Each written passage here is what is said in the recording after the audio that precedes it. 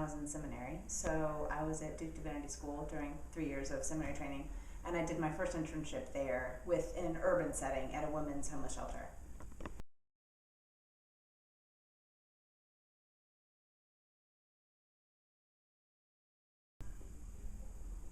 I think the hardest thing I saw was my second round of chaplaincy was in Dallas, and I worked at a large community hospital and dealt with we served service of prison, and we worked with the homeless population as well.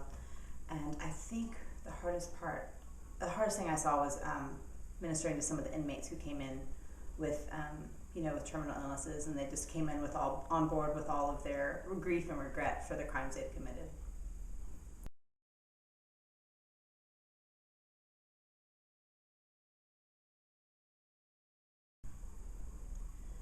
Kind of, where is God in all of this, in the midst of suffering?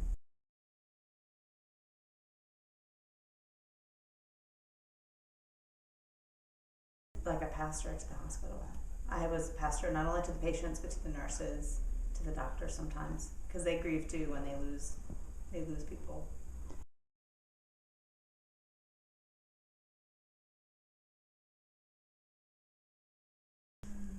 Not so much. No, not so much, because the patients really came first in that scenario. I mean, doctors, that was fewer and far between when you had to minister to doctors. They usually kind of played it as if they had everything taken care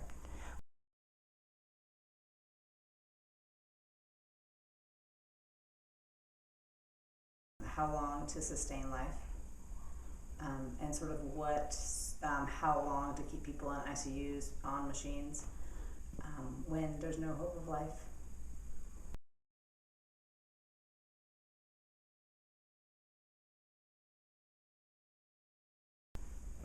Yeah, I definitely wanted them to come to their own answer. There was one time there was a guy who was contemplating. He wanted to discontinue treatment because he just wanted to die. He was tired, and so I gave him the space to talk about that, and he ended up deciding that he wanted to continue treatment. But if I had told him not to, he may have reacted differently. So I'd like to give people a chance to make their own decisions.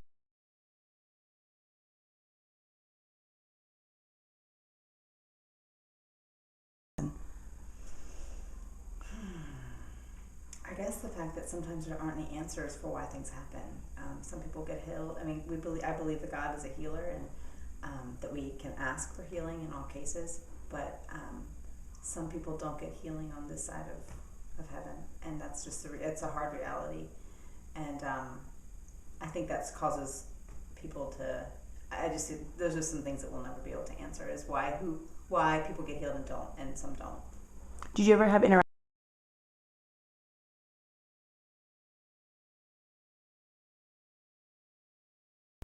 Not as much either. I was more sort of like with in the more of an acute setting, but you definitely dealt with plenty of older folks, and sometimes some of them were just delightful, and they thought that they were just excited that they woke up the next day, and they were wonderful to deal with.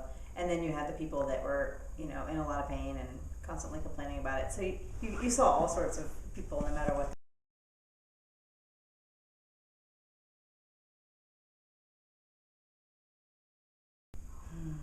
I think just creating the space to hear someone else's story, and to give them, to validate them, and to honor them by listening. And because I think people learn about themselves when they hear themselves tell their own story.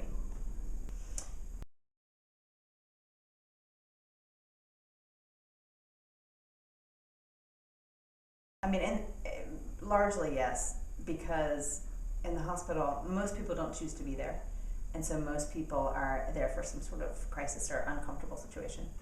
And in the church or in campus ministry, you see people that are just worried about their test and not so much about a major crisis.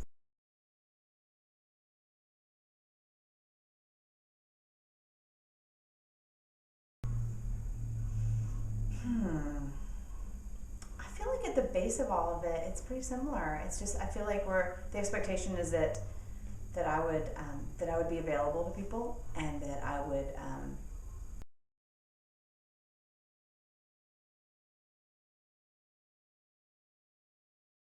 Self-awareness. So big part of being a chaplain and being in ministry in general, but really being a chaplain, they focus on this, is this idea of self-awareness. So you did, painful self-awareness test and dialoguing with a peer group about, your challenges and your limitations in sort of a peer setting that was really refining and painful sometimes. But you get a much deeper sense of who you are and kind of where your strengths are and where your weaknesses are.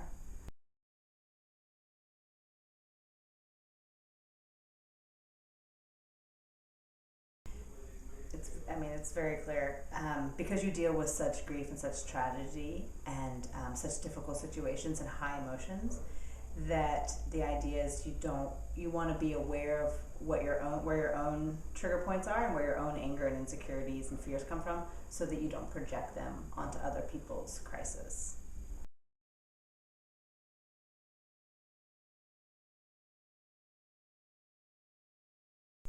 It was really both.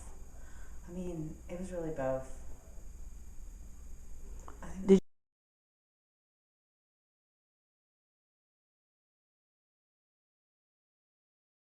Yeah, I think that was sort of the hard part, is neither of them could really do, they could only do so much. And so we saw a lot of, especially in the hospital, the community hospital dealing with the homeless population, you saw a lot of recurrence, and you would just, they'd be there and then they get sent back out again. And so there was only so much.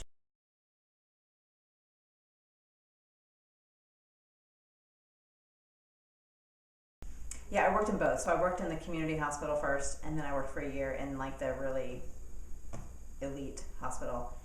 Um, the difference is, wow. Interestingly, the main difference was that the community hospital treated their employees way better than the really prestigious hospital. So the community hospital was a much better place to work.